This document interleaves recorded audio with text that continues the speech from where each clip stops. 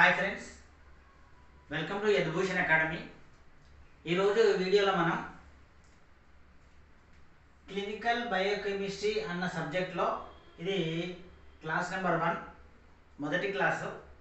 ఈ క్లాస్లో మనం ఈ సబ్జెక్ట్లో ఉన్నటువంటి యూనిట్స్, అదేవిధంగా టాపిక్స్, సబ్ టాపిక్స్ని ఏ విధంగా ఎంతవరకు డిస్కస్ చేసుకోవాలో తెలుసుకుందాము. ఫస్ట్ దీనిపైన మనకు అవగాహన వచ్చిన తర్వాత నెక్స్ట్ ఒకటి తర్వాత ఒకటి టాపిక్ను ఎక్స్ప్లెనేషన్ చేసుకుంటూ వెళ్దాము. ఫస్ట్ మనకి ఇచ్చినటువంటి సిలబస్ని గమనించినట్టయితే సబ్జెక్ట్ క్లినికల్ బయోకెమిస్ట్రీలో మనకి 5 యూనిట్స్ ఉన్నవి.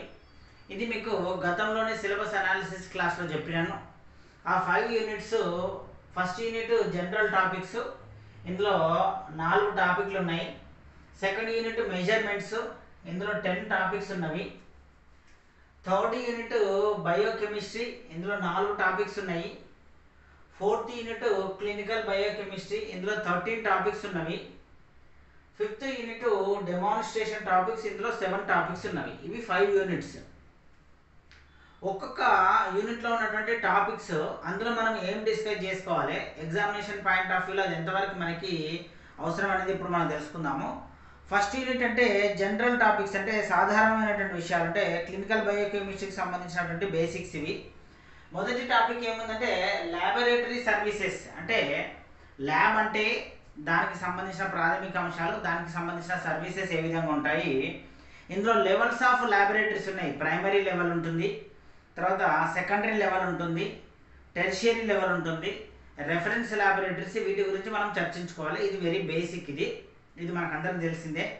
రెండవది topic infrastructure in the laboratories, అంటే ఈ ప్రయోగశాలల్లో ఉన్నటువంటి ఇన్ఫ్రాస్ట్రక్చర్, సౌకర్యాలు ఏమేమి ఉండాలి, ఏమేమి అంశాలు ఉంటే మనకు ల్యాబొరేటరీ అనేటువంటిది ఫుల్ ఫ్లెడ్జ్డ్గా ఉంటుంది.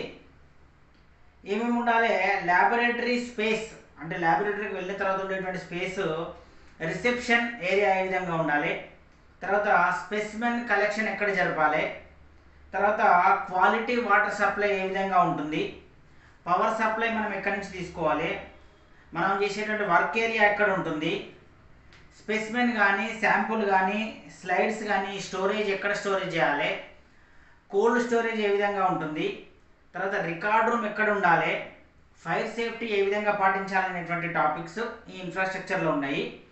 అదేవిధంగా పర్సనల్ ఇన్ ద ల్యాబొరేటరీ, అంటే ల్యాబొరేటరీలో ఉన్నటువంటి సిబ్బంది గురించి, వీరి యొక్క క్వాలిఫికేషన్స్ ఏమున్నాయి, యాజ్ పర్ ఎన్ఏబిఎల్ డాక్యుమెంట్ ప్రకారం వీరికి ఏమేమి క్వాలిఫికేషన్స్ ఉండాలి తెలుసుకోవాలి. తర్వాత మూడవది ఎక్విప్మెంట్లోకి వచ్చినట్టయితే లిస్టింగ్, అసలు ఎక్విప్మెంట్ ఏమేమి ఉండాలి, ప్రతి ఎక్విప్మెంట్ని క్లీనింగ్ ప్రాసెస్ ఏంటిది, దాన్ని ఏ విధంగా మెయింటెనెన్స్ చేయాలి, దానికి సంబంధించిన ఎస్ఓపి స్టాండర్డ్స్ ఆపరేటింగ్ ప్రొసీజర్, దాన్ని ఏ విధంగా మనం వాడాలి. నెక్స్ట్ వెరిఫికేషన్ ఆఫ్ పర్ఫార్మెన్స్, మనం పర్ఫార్మెన్స్ చేసిన తర్వాత దాన్ని కరెక్ట్గా వెరిఫై చేయాలి. అదేవిధంగా ఇంటర్నల్ క్వాలిటీ కంట్రోల్, అంటే మనమే అంతర్గతంగానే దాని యొక్క నాణ్యత ఏ విధంగా ఉందో మనం చెక్ చేయాలి. ఇది ఎక్విప్మెంట్కి సంబంధించింది. ఇన్స్ట్రుమెంట్స్, ఉపయోగించేటువంటి పరికరాల్లో థియరిటికల్ బేసిస్కి ఏమో మనం యూజ్ చేస్తున్నాము, వాటి యొక్క యూజెస్ ఏంటివి, డిఫరెంట్ పార్ట్స్ ఏ విధంగా ఉన్నవి, ఇన్స్టాలేషన్ ఆఫ్ ఇన్స్ట్రుమెంట్స్, ఆ ఇన్స్ట్రుమెంట్స్ని ఏ విధంగా మనం బిగించాలి, తర్వాత కెలోరిమీటర్స్ ఇందులో మనం వాడేటువంటివి, స్పెక్ట్రోఫోటోమీటర్స్, బ్యాలెన్సెస్ అంటే త్రాసులు, centrifuges, refrigerators, hot air ovens, water baths, thermometers, vortex mixers, తర్వాత మ్యాగ్నెటిక్ స్టర్రర్స్, అల్ట్రావైలెట్ ల్యాంప్, తర్వాత స్పెక్ట్రోస్కోప్, ఇవన్నీ కూడా ఇన్స్ట్రుమెంట్స్. వీటికి సంబంధించిన ప్రాథమిక అవగాహన పెంచుకోవాలి. తర్వాత అందులో ఉపయోగించేటువంటి రియేజెంట్స్ ఏంటివి, మెటీరియల్స్ ఏంటివి, వాటిని ఏ విధంగా పర్చేజ్ చేయాలి, ఏ విధంగా మెయింటెనెన్స్ చేయాలి, ఏ విధంగా స్టోర్ చేయాలి, ఏ విధంగా యూజ్ చేసుకోవాలి అనేటువంటిది మొత్తము ఈ ఇన్ఫ్రాస్ట్రక్చర్ ఇన్ ద ల్యాబొరేటరీస్ మనం డిస్కస్ చేసుకోవాలి. Next third topic specimen collection, storage and transport. మనం తీసుకున్నటువంటి స్పెసిమెన్కి సంబంధించినటువంటి కలెక్షన్ ఏ విధంగా చేయాలి, ఏ విధంగా స్టోరేజ్ నిల్వ ఉంచాలి, ఏ విధంగా ట్రాన్స్పోర్ట్ పంపించాలి, వీటికి సంబంధించినటువంటి జనరల్ గైడ్ లైన్స్, శాంపుల్ ఏ విధంగా కలెక్షన్ చేయాలి, మనకు కొన్ని గైడ్ లైన్స్ ఉన్నాయి. ఆ గైడ్ లైన్స్ మనం ఏ విధంగా పాటించాలి, లేబలింగ్, వాటిపైన లేబుల్స్ ఏ విధంగా మనం ప్రిపరేషన్ చేయాలి, వాటిని హ్యాండ్లింగ్, వాటిని ఏ విధంగా మనం నిర్వహించుకోవాలి, మెయింటెనెన్స్ చేసుకోవాలి, ట్రాన్స్పోర్ట్ చేయాలి, ఒక దగ్గర నుంచి ఇంకో దగ్గర పంపించడము, స్టోరేజ్ చేసుకోవాలి స్పెసిమెన్ని, తర్వాత కేర్ ఇన్ హ్యాండ్లింగ్ స్పెసిమెన్స్, మనం తీసుకున్నటువంటి స్పెసిమెన్స్ని ఎంత జాగ్రత్తగా చూసుకోవాలి. Pre analytical consideration including patient preparation, అంటే మనం ఎవరైతే శాంపుల్ తీసుకున్నామో పేషెంట్కి సంబంధించి అతనికి సంబంధించిన డేటాను కూడా మనం ప్రిపరేషన్ చేయాలి. ఐపీఐ ఇన్పేషెంటా, ఓపీ అవుట్ పేషెంట్కు సంబంధించినటువంటిది, ల్యాబ్కు సంబంధించినటువంటివి, worksheets, reporting, test results ఏ విధంగా ప్రిపేర్ చేయాలి, స్పెసిమెన్ రిజెక్షన్కి సంబంధించిన రికార్డ్ మెయింటైన్ చేయాలి, రికార్డింగ్ ఆఫ్ ల్యాబొరేటరీ డేటా, ల్యాబొరేటరీలో ఉన్నటువంటి డేటాను మనం రికార్డ్ చేయాలి టోటల్గా, ఈ రికార్డ్స్ని మెయింటెనెన్స్ చేయాలి. తర్వాత types and mechanism of actions of various anticoagulants and preservatives, మనం ఏమేమి యాంటీ కోయాగ్యులెంట్స్ ఉపయోగిస్తున్నాము, ఏమేమి ప్రిజర్వేటివ్స్ ఉపయోగిస్తున్నాము, వాటికి సంబంధించినటువంటి డేటా ఉండాలి. సీరం అండ్ ప్లాస్మా ప్రిపరేషన్స్ ఏ విధంగా చేయాలి, preparation of protein free filtrate, sample stability, వీటన్నిటిని మనము ఈ థర్డ్ టాపిక్లో స్పెసిమెన్ కలెక్షన్, స్టోరేజ్ అండ్ ట్రాన్స్పోర్ట్లో తెలుసుకుందాం. తర్వాత నెక్స్ట్ ఫోర్త్ది water, chemicals, solutions and reagents. మన ల్యాబొరేటరీలో ఉపయోగించేటువంటి వాటర్కి సంబంధించినటువంటి అంశాలు, టైప్స్ ఆఫ్ వాటర్, మనం ఉపయోగించేటువంటి వాటరు, దానికి characteristics, principles of preparation of distilled and deionised వాటర్ని ఏ విధంగా మనం ప్రిపరేషన్ చేయాలి, డిస్టిలేషన్ ఆపరేటర్స్, ఆ పరికరం ఏ విధంగా ఉంటుంది, డిఅయోనైజర్ ఏ విధంగా ఉంటుంది, కెమికల్స్, మనం ఉపయోగించేటువంటి డిఫరెంట్ గ్రేడ్స్ ఆఫ్ కెమికల్స్, రసాయన పదార్థాలు అండ్ దేర్ సిగ్నిఫికెన్స్, వాటి యొక్క ప్రాముఖ్యత, సొల్యూషన్స్, మనం ఉపయోగించే రకరకాల సొల్యూషన్స్, వాటి యొక్క definitions, preparation of percentage, normal, molar and molal solutions, concept of standard solution అంటే ఏంటిది, వాటి యొక్క ప్రిన్సిపల్స్, ప్రిపరేషన్లో ఉండేటువంటి స్టాండర్డ్ సొల్యూషన్స్ ఏంటివి, ప్రైమరీ ఏంటివి, సెకండరీ స్టాండర్డ్స్ ఏంటివి మనము తెలుసుకోవాలి. ఇదంతా కూడా జనరల్ టాపిక్స్, ఇవన్నీ కూడా ల్యాబొరేటరీకి సంబంధించినటువంటి బేసిక్స్. నెక్స్ట్ సెకండ్ యూనిట్లోకి వచ్చినట్టయితే మెజర్మెంట్స్, ఇందులో 10 మనకు డిఫరెంట్ టాపిక్స్ ఉన్నవి. ఇవి చాలా ముఖ్య మెజర్మెంట్స్ సంబంధించిన అన్ని. మనము units of measurements, different systems ఏమేమి ఫాలో చేస్తున్నామో వాటి యొక్క ఇంటర్ కన్వెన్షన్, ఒక దాని నుంచి ఒక దానిలోకి ఏ విధంగా మార్చాలి. తర్వాత కెలోరిమెట్రీలో దాని యొక్క principles, complete understanding of percent transmittance, absorbance and Beer Lambert's law, concept of using blank, standard and test, mathematical calculation of quantity of analyse through formulation of general formula, ఇవన్నీ కూడా మనము దీనిలో తెలుసుకోవాల్సిన అవసరం ఉంది. మూడవది ఎలక్ట్రోకెమిస్ట్రీలో basic principles, applications of potentiometry, ion selective electrodes, వీటి గురించి తెలుసుకోవాలి. తర్వాత ఫోర్త్ టాపిక్లో యాక్సిడెంట్స్ అండ్ ఎమర్జెన్సీస్కి సంబంధించి మనము first aid in the laboratory దానికి సంబంధించి.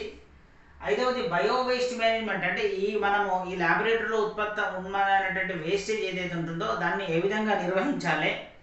తర్వాత ఆటోమేషన్, అంటే మనము ఉపయోగించేటువంటి వ్యవస్థలో ఆటోమేషన్ సిస్టమ్కి సంబంధించినటువంటి basic principles, different components and general principles of usage applications ఏ విధంగా ఉపయోగించుకోవాలి. తర్వాత సెవెంత్ది ఎథికల్ కన్సిడరేషన్స్, అంటే టెస్ట్కి సంబంధించినటువంటి నియమావళిని మనం గమనించినట్టయితే నైతిక నియమావళి యొక్క రూల్స్ ఏ విధంగా ఉంటున్నాయి, transmission of ethical values, voluntariness, complaints. తర్వాత కంప్యూటర్స్ని మనం ఏ విధంగా ఇక్కడ ఉపయోగించాలి, బేసిక్ నాలెడ్జ్ మనకు కంపల్సరీగా ఉండాలి, theoretical knowledge and usage of కంప్యూటర్కి సంబంధించి క్లినికల్ బయోకెమిస్ట్రీ ల్యాబొరేటరీలో ఏమేమి వాడతాం మనము. తర్వాత క్వాలిటీ అష్యూరెన్స్, నాణ్యతలో ఉన్నటువంటి సంబంధించినటువంటి విషయాలు. ఎస్ఓపి అంటారు దీన్ని, స్టాండర్డ్స్ ఆపరేటింగ్ ప్రొసీజర్ అని, దాని యొక్క డెఫినేషన్, ఫార్మాట్. అదేవిధంగా internal and external quality assessment. Internal quality assessment అంటే ల్యాబ్లో మన క్వాలిటీని మనమే డిసైడ్ చేసుకోవడము. ఎక్స్టర్నల్ క్వాలిటీ అసెస్మెంట్ అంటే బయట వారు ఈ ల్యాబొరేటరీలో క్వాలిటీగా టెస్ట్ జరుగుతాయని చెప్పి ఇవ్వడం, దాన్ని ఎక్స్టర్నల్ క్వాలిటీ అసెస్మెంట్ అంటారు. వీటికి సంబంధించినటువంటి అంశాలు మనం తెలుసుకోవాల్సిన అవసరం ఉంది. ఇది చాలా చాలా ఇంపార్టెంట్ అయిన టాపిక్ మెజర్మెంట్స్. నెక్స్ట్ థర్డ్ది చాలా ముఖ్యమైనది బయోకెమిస్ట్రీ. ఇందులో 4 ముఖ్యమైనటువంటి టాపిక్స్ ఉన్నాయి, బట్ ఇవి చాలా డెప్త్గా ఉంటాయి.